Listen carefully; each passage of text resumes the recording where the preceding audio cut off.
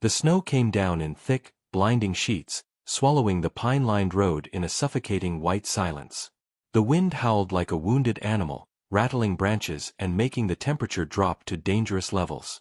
A black luxury SUV cut through the storm, its high beams barely slicing the dense curtain of snow. Behind the wheel sat a man with sharp eyes and a clenched jaw, his knuckles white as they gripped the steering wheel. He wasn't headed anywhere in particular, just away. Away from a city full of ghosts and memories that never let him sleep. The man's name was Sebastian Drake. Billionaire tech mogul. Reclusive widower. To the world, he was a genius. To himself, he was a haunted man searching for reasons to breathe. Then he saw it. A shadow. A flash of something unnatural against the clean white snow. He slammed the brakes, tires skidding slightly before the SUV came to a halt. He threw the door open without hesitation, boots crunching into ice as he stepped into the storm. The wind cut across his face like a blade, but he didn't care. His instincts screamed louder than the cold. Just ahead, half concealed by the snowdrift and framed by twisted branches, was a woman. Chained, to a tree like an animal. Her clothes were torn, her body limp, her face ashen from exposure. She wasn't moving. Snow covered her shoulders, and her long, dark hair was frozen to her cheeks. Her arms were scraped raw from the cold metal cuffs biting into her skin. "Jesus!" he whispered, rushing forward. She didn't respond. Her belly was rounded beneath a dirted sweater, the unmistakable curve of late pregnancy. Hey, can you hear me?" Sebastian tore off his coat, wrapping it around her shaking form as he struggled with the chain. He pulled a multi-tool from his jacket pocket and worked furiously. Each second felt like an hour. Finally, the metal gave way. He lifted her into his arms. She was ice-cold and barely breathing. He raced back to the SUV, whispering assurances into her ear she likely couldn't hear. "You're gonna be okay. I've got you now. I swear, you're safe."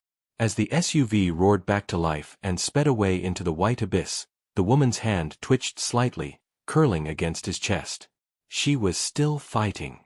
Still alive. Hours later, she opened her eyes in a warm, gold-lit bedroom, her body wrapped in silk sheets, the sound of soft jazz in the distance. She blinked weakly, trying to understand. Who was he? Where was she? And why did the stranger's eyes look so familiar? Once, Eleanor Matthews had been a woman full of light. Her laugh used to fill rooms, her dreams sprawled across pages of notebooks she kept by her bedside. She'd wanted to become a schoolteacher, dreamed of a home filled with warmth, books, and children's laughter. But that life felt like a cruel memory now, distant, hazy, unreachable. She no longer laughed. She barely spoke. The sparkle in her hazel eyes had dulled into something brittle and haunted. She lived in the cold, echoing halls of the Whitmore estate, a sprawling mansion hidden deep in the hills far from town. Isolation clung to the walls like ivy. The silence was unnatural, suffocating. Every corner of the house whispered judgment. Her husband, Victor Whitmore, rarely looked her in the eyes anymore. When he did, it was only to glare, scoff, or accuse. He hadn't always been like this. In the early months of their relationship, he'd been charming, attentive, even. But after the wedding, something had shifted. He became distant, cruel. The mask had slipped. Now, with her belly rounding into visible pregnancy, the hostility had intensified. Instead of joy, her condition ignited fury. "This isn't mine," Victor hissed the day she showed him the positive test. "You think I don't know what this is? A trap. You've ruined everything." "I'm your wife," Eleanor whispered, barely able to stand under his glare. "I haven't been with anyone else." "How can you say?" "You disgust me," he spat. "You're just like your mother, desperate, manipulative." His words were knives, but his actions cut deeper. He withdrew every kindness. She wasn't allowed to leave the property without his permission. Her phone calls were monitored. Friends stopped calling long ago, driven away by Victor's cold politeness and her sudden silences. Her emails went unread. Her laptop disappeared. Even the staff had been replaced with cold-eyed strangers who answered only to the in-laws. Victor's mother, Eugenia, and father, Bernard, were no better. Cold, calculating, and obsessed with the family's public image, they treated Eleanor like a blemish. "You've embarrassed us enough," Eugenia would mutter. "A child born into scandal is not a Whitmore." "What scandal?" Eleanor cried one morning, clutching her bump. "This is your son's baby. I've done nothing wrong." "Then why does Victor detest you?" Bernard sneered. "You must have done something. Don't play the innocent, girl." She tried to protect the little life growing inside her with everything she had. She began whispering lullabies when alone, promising her baby they'd escape someday. She saved bits of toast from breakfast to stash in her nightstand, just in case they cut her food again. She even wrote letters she never mailed, pleas for help addressed to no one. When she tried calling her sister one night, Victor caught her and smashed the phone against the fireplace. "Don't test me again," he warned, jaw tight. "Next time, I won't be so forgiving." "Please," she whispered, tears blurring her vision. "Please, for the baby, just let me go. You don't even want us." "Exactly," he said flatly, walking out without another word.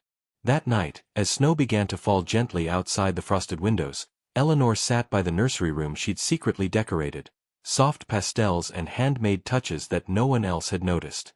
She placed a trembling hand on her stomach. The baby kicked, and for a moment, she felt a flicker of purpose again. She wasn't entirely alone. Not yet. But the flicker dimmed quickly when Eugenia entered without knocking. The older woman stood silently at the door, arms crossed, eyes sharp. "Whatever fantasy you're living in, end it now," she said coldly. "You won't be raising that child. Not under this roof." Eleanor didn't respond. She didn't scream or beg. She simply closed her eyes and rocked gently in the chair, holding her belly as if shielding her baby from the poison in the air. No one was coming to help her. That much she had accepted. But in her heart, she still believed in one thing: if she could just survive long enough, maybe one day someone would see her, hear her. Maybe fate, or God, or a stranger with a kind heart would intervene. Because if not, she feared what Victor would do next. Vanessa Lancaster was everything Eleanor wasn't, at least in Victor's eyes. Tall, striking, ruthless. Her lips were always painted a venomous red, and her voice carried the kind of confidence that fed Victor's ego like gasoline to fire. She was the daughter of a real estate mogul, a fixture in high society galas, and never tolerated second place. Especially not to a wife hidden away in the hills like a family embarrassment. Victor had been sleeping with Vanessa for nearly a year, slipping away under the excuse of business trips and late-night meetings. Their affair was a carefully guarded secret, at first. But Vanessa had grown impatient. She didn't want stolen hours in hotel rooms anymore. She wanted his last name, his wealth, his house. And she wanted Eleanor gone. "She's a parasite," Vanessa said one night as she lounged in Victor's downtown penthouse, sipping wine like it was blood. "She clings to you out of desperation. You owe her nothing." Victor paced, agitated. "You think I don't know that? But divorce right now. While she's pregnant. The media will tear me apart. My father's estate lawyers are vultures." Vanessa set her glass down with a soft clink.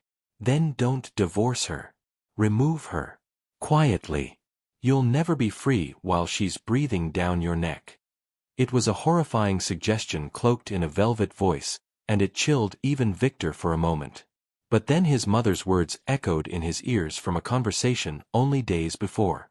"She's ruining you," Eugenia had said. "That girl and her bastard child will destroy our name. You think she'll keep quiet after everything? One whisper to the press, and it's over." Victor felt like the walls were closing in.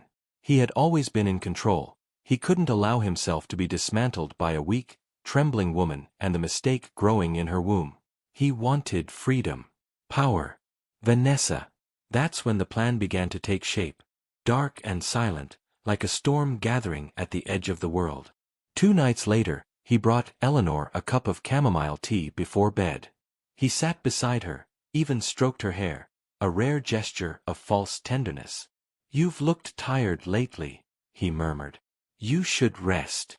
Eleanor, starved for any sliver of kindness, accepted it gratefully. The drug worked quickly. Her limbs went numb. Her mind clouded. She tried to speak, but her words were slurred.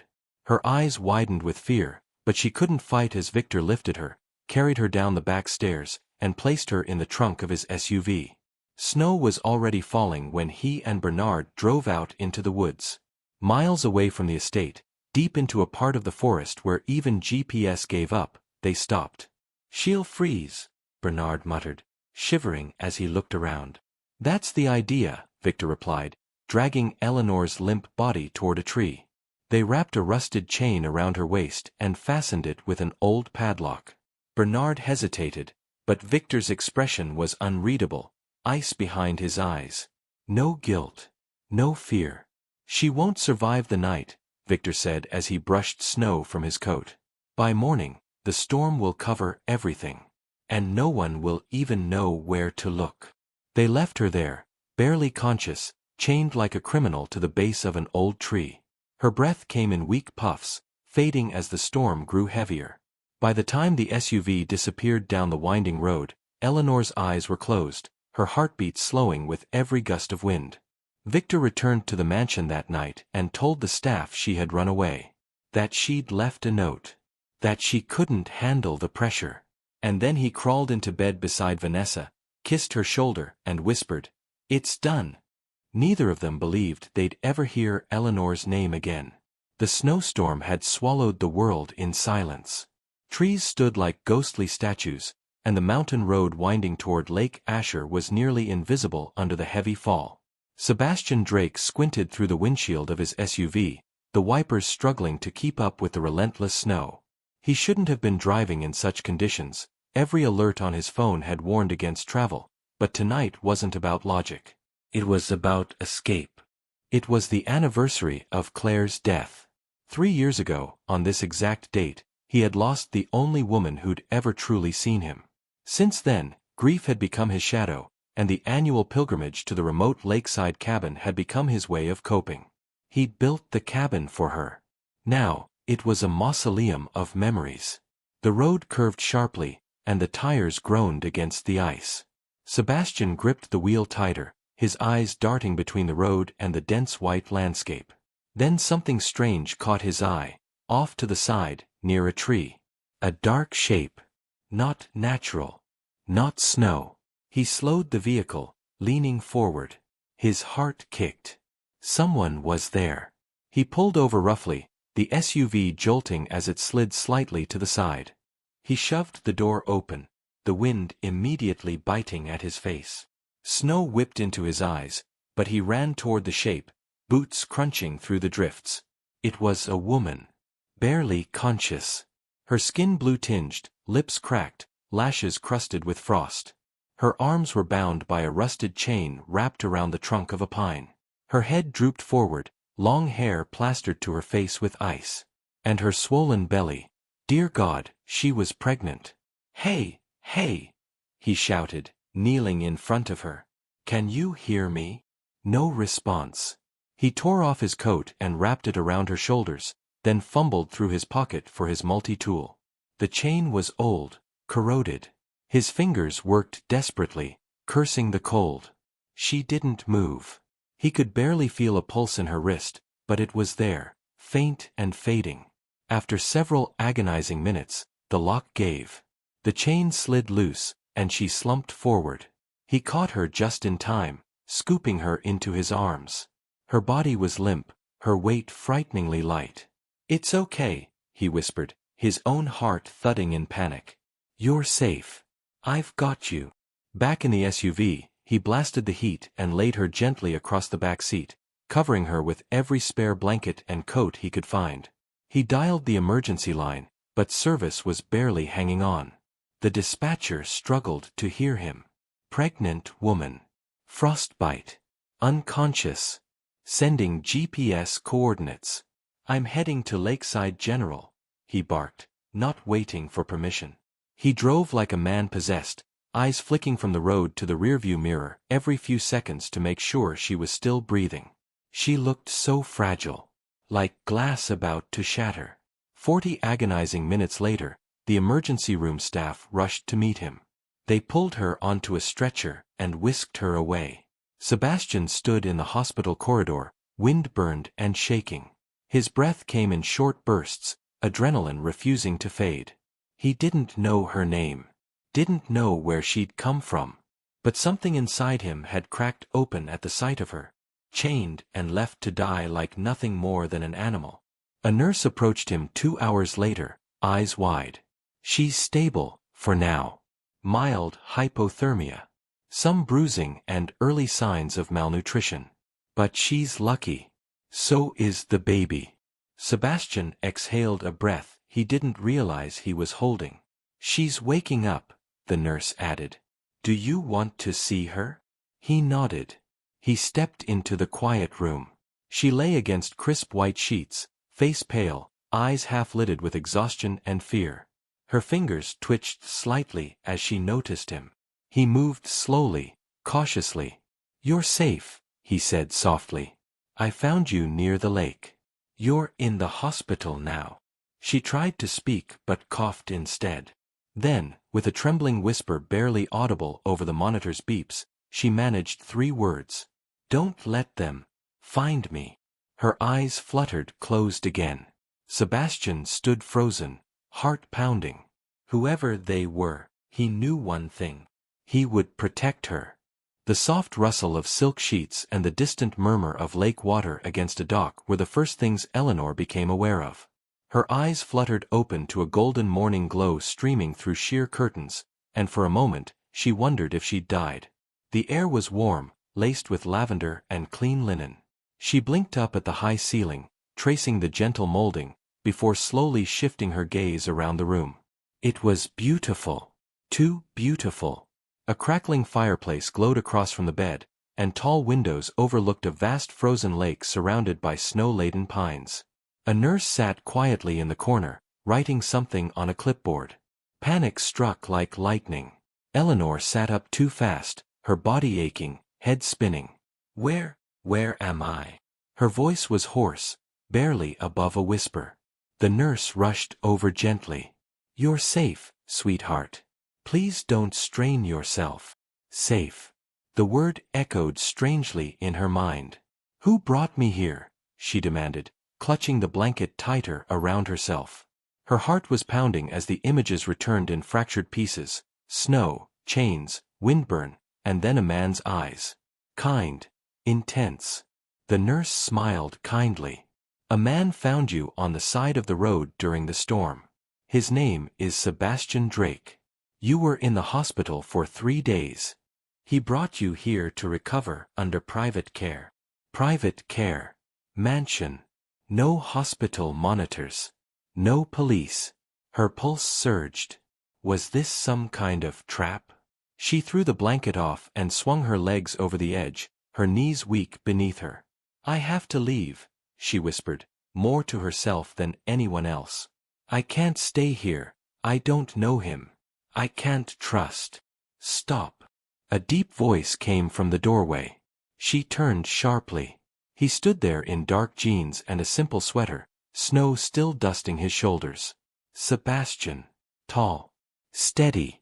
Nothing threatening in his posture. No smirk. No judgment. I know you're afraid, he said softly. But I'm not here to control you or keep you. I just didn't want you to die out there. She didn't speak, her fingers trembling. I brought in a therapist, he added, motioning gently behind him. She's a woman. Her name's Dr. Patel. You don't have to talk if you're not ready. You don't owe me anything. Eleanor narrowed her eyes. Why would you help someone like me? He looked at her for a long moment, something unreadable flickering in his gaze. Because I lost someone once. And I couldn't save her. But I could save you. Something in her cracked. She sat back down slowly, too tired to argue with sincerity. Over the next few days, she remained wary. She ate in small bites, kept to her room, and avoided mirrors. The nurse, Clara, was gentle and respectful. Never too close, never too distant. Dr. Patel would visit in the mornings, never pushing, just leaving soft questions like breadcrumbs Eleanor could choose to follow. Sebastian kept his distance mostly. Sometimes he left meals at her door. Other times, she heard the low hum of piano from another room. There was no locked door. No orders. No guilt. And for the first time in what felt like years, Eleanor's body began to rest. She stepped out onto the balcony one night, wrapped in a thick robe, and watched the snow fall quietly over the lake. The wind didn't howl like it had before. It whispered instead. Inside, she sat by the fire and rested her hand on her stomach. The baby kicked. Strong. Alive. Tears filled her eyes, but they weren't from fear this time. They were from something new. Fragile, but real. Hope. She didn't trust him yet. Not completely. But for the first time in a very long time, she didn't feel like prey. She felt human. Sebastian sat alone in his study, fingers steepled beneath his chin as snowflakes danced beyond the tall windows. His thoughts had grown heavier with each passing day Eleanor remained under his roof. She was getting stronger, slowly, and he saw glimpses of the woman buried beneath layers of fear. But she rarely spoke about her past, never used names, never mentioned where she was from. She flinched at sudden sounds. Her hand always curled protectively over her stomach as if shielding the child from memories that hadn't let go. He couldn't force her to talk. But he needed to know who had done this to her. So, he made a call. Harper Lane was one of the best private investigators in the city. Discreet, relentless, and fiercely independent. When she arrived at the cabin, her expression said everything. Curiosity, concern, and something darker when she saw the photos of Eleanor taken on the night of the rescue. Bruised. Chained. Barely alive. It took Harper 4 days. Sebastian was in the kitchen pouring tea when she walked in, snow melting from her boots. "I know who she is," Harper said. "Her name is Eleanor Whitmore. Married to Victor Whitmore. Yes, that Whitmore. Old money, political ties, image-obsessed family. She's been missing for nearly 2 weeks." Sebastian froze. Her husband claimed she ran away. Told the media she was overwhelmed by her pregnancy. The story was picked up by every major outlet. The Whitmores put on a great show, press conferences, crocodile tears, family statements. But no police report, Sebastian guessed. Exactly. Nothing official. Just a media campaign to paint her as unstable. But here's where it gets worse. Harper tossed a file on the counter, thick with surveillance photos and background checks. "I followed the trail.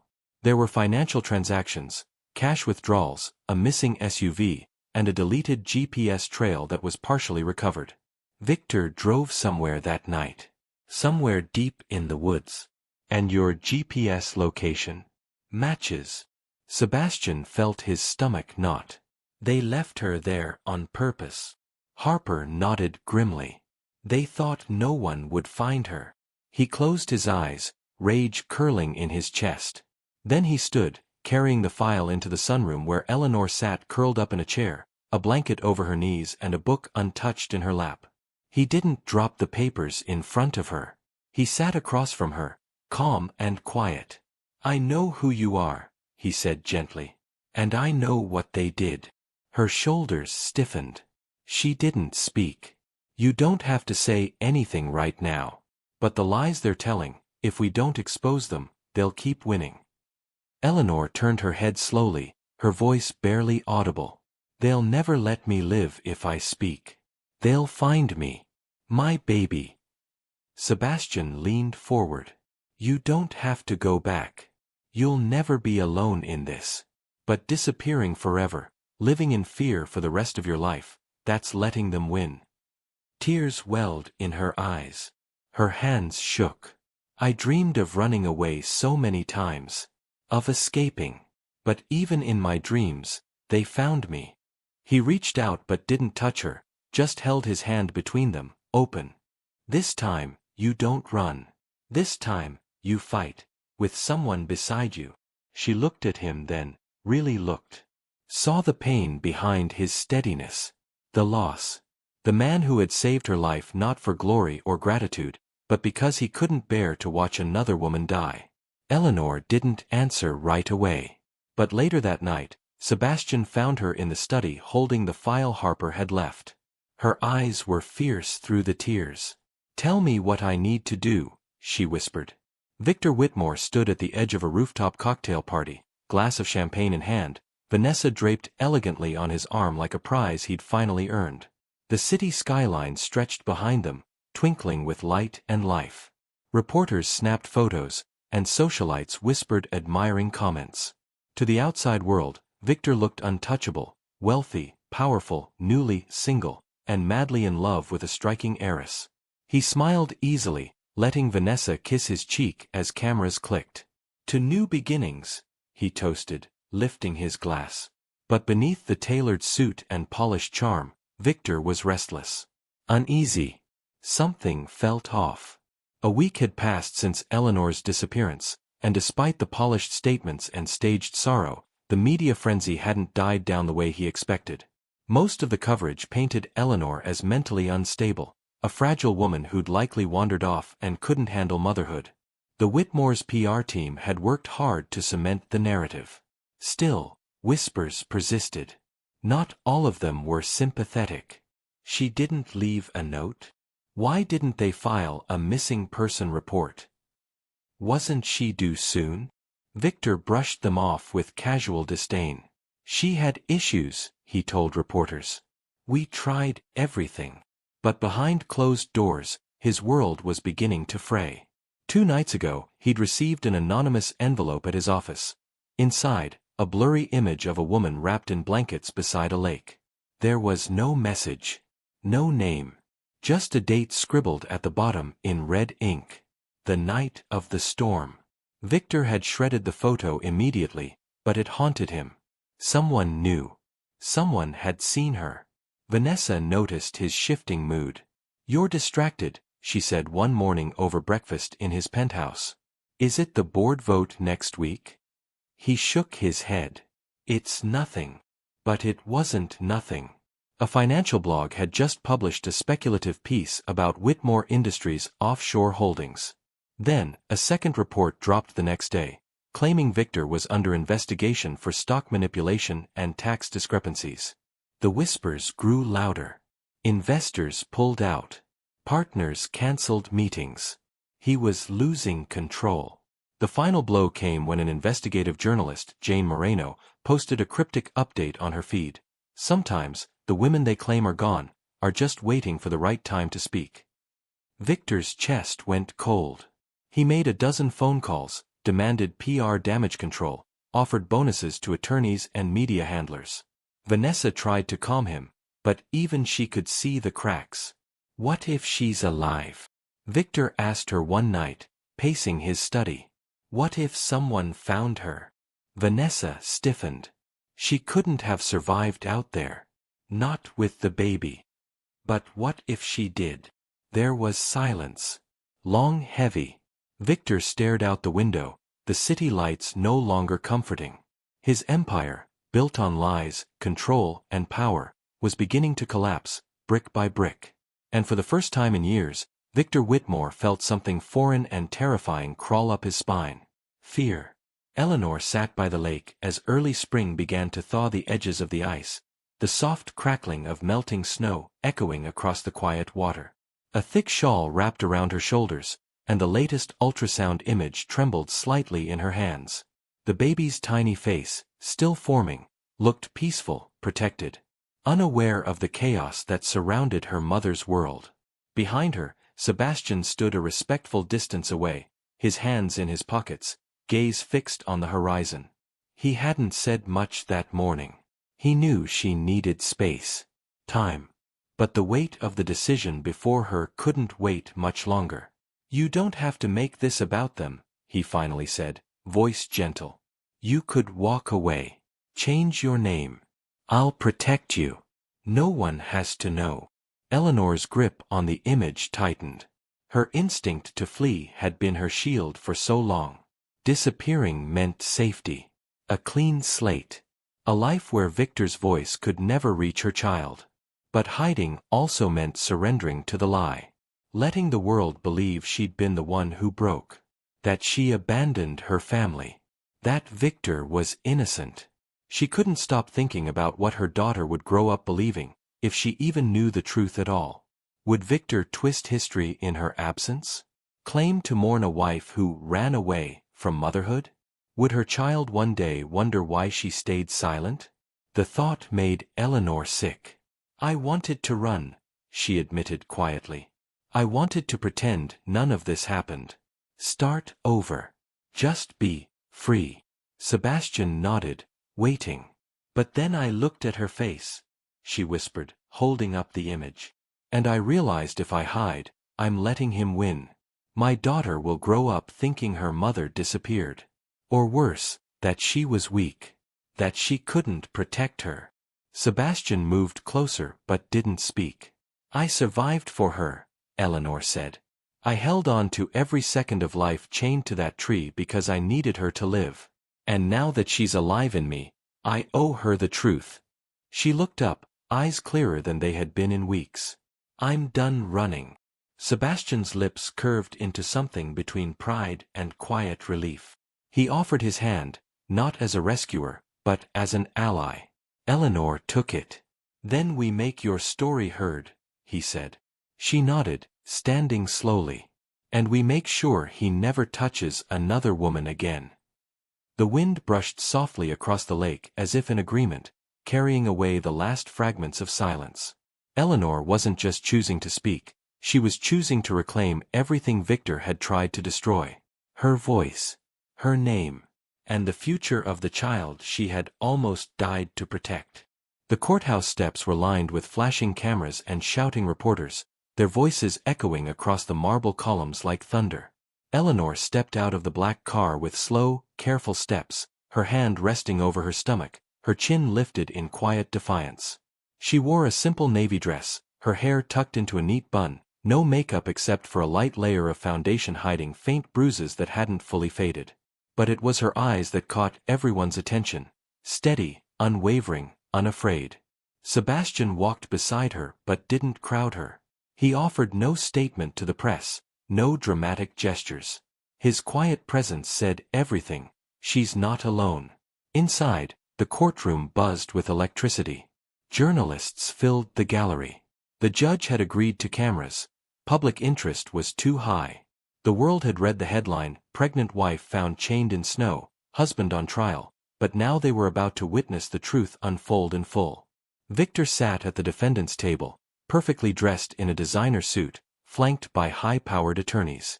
But his face looked pale, tired. He hadn't expected this day to come, not really. He had believed she'd vanish into the woods and into history. Now here she was, alive and pregnant with the very child he had tried to erase. Victor's defense leaned into manipulation. They claimed Eleanor had suffered from severe emotional distress. That she had fabricated the abuse. That she had chained herself in a delusional episode and fled to create a dramatic narrative. The gallery murmured in disbelief. But then Eleanor took the stand. She sat with her back straight, microphone adjusted. Her hands didn't shake. Her voice, when it came, was soft, but every word landed like a hammer. I was isolated, starved, stripped of identity and dignity. He said I was unworthy. His family called my baby a mistake. And when I begged for help, he gave me tea laced with sedatives and drove me into the woods, in the middle of a snowstorm. He chained me to a tree and left me to die. I survived by the grace of a stranger and the heartbeat I felt beneath my ribs. The room fell silent. Victor's attorney tried to rattle her on cross-examination, suggesting she had no witnesses, no proof. But Eleanor never flinched. You don't leave a woman in the snow to be found, she said, locking eyes with Victor. You leave her to be buried. Gasps filled the room. Throughout it all, Sebastian sat in the back row, hands folded, gaze fixed on her. He didn't smile. He didn't cry. But his chest swelled with something deeper than pride. This wasn't just a courtroom battle. It was her resurrection. When the jury returned, the verdict was swift. Guilty, on all counts. Victor's face turned ghostly white. His father left the room before the sentence was even read. Vanessa, nowhere to be seen during the trial, vanished from media and society alike in the weeks that followed. Her social accounts went dark. Her name faded like smoke. Outside, reporters swarmed for statements. Eleanor paused at the courthouse steps, Sebastian at her side. Microphones reached toward her. She looked straight into the cameras and said, "I speak for every woman who thought her voice wouldn't be believed. For every mother who was told her baby didn't matter. We survived. And we're not silent anymore." Then she turned and walked down the steps into a different kind of future, one where she finally owned her story. Sunlight danced across the still waters of the lake, rippling softly as the breeze whispered through the trees. The snow had long since melted, giving way to a blanket of wildflowers and emerald-green grass. Eleanor stood near the edge of the lake, cradling a giggling baby in her arms, her long cardigan fluttering in the wind. Aurora's tiny fingers reached for a passing butterfly, her laughter like music against the hush of the early spring morning. It had been a year since the storm. A year since that brutal night had nearly stolen everything from her. And now, this. A child with a name that meant dawn, new light. Aurora. Eleanor pressed a gentle kiss to her daughter's head and breathed in the sweet scent of baby powder and spring air. She still woke some nights, heart racing, remnants of fear clinging to her skin. But they no longer consumed her. She had turned pain into purpose. Behind her, the large banner still fluttered outside the Lakeside Community Center, announcing the grand opening of the Aurora Foundation, a safe haven for abused and abandoned women. It was Eleanor's vision, but Sebastian had made it real with quiet support and a generous donation that never came with conditions. The center was already sheltering 5 women and 2 children. It was more than she had ever dared dream. Later that evening, after the small birthday gathering had ended and Aurora had fallen asleep against her chest, Eleanor stepped onto the dock where Sebastian was already waiting. He stood barefoot, pant legs rolled up, skipping stones across the darkening water. He turned as she approached, offering a soft smile. "You did it." "We did," she wanted to say. But she only nodded, settling beside him on the dock as she rocked the baby gently. The silence between them was comfortable, deep. Sebastian glanced at her. "You ever think about what would have happened if I'd taken a different road that night?" "All the time," she replied. "But I'm done mourning the storm. It brought me here." He looked at her then, not with pity or obligation, but with something warmer. Something unspoken. As the sky turned pink with dusk and the lake reflected the last light of day, Eleanor whispered, "This is my spring." And Sebastian, leaning just slightly closer, murmured back, "And she's your dawn." Aurora stirred in her sleep, and somewhere in the distance, winter finally let go.